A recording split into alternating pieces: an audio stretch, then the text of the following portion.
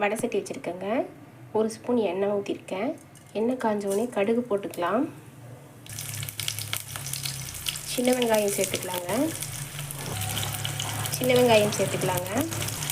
வரமிளகாய் ஒரு 4 வதக்கிக்கலாங்க. முருங்கைக்கீரையை நல்லா கழுவி அலசி வச்சுருக்கோங்க. இந்த டைமில் அதை சேர்த்துக்கலாம். கொஞ்சம் வதக்கிக்கலாம். நல்லா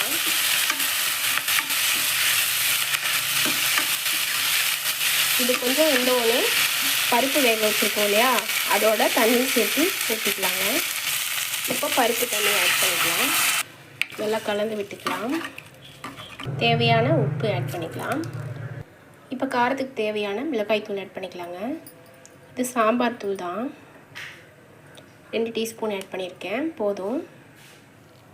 நல்லா கலந்து விட்டு காஞ்சதுக்கப்புறம் டேஸ்ட் பார்த்து இப்போ பார்த்திங்கன்னா நல்லா கொதிச்சிட்ருக்கு. இந்த டைமில் உப்பு காரம் எல்லாம் பார்த்துட்டு பத்தலைனா நீங்கள் ஆட் பண்ணிக்கோங்க.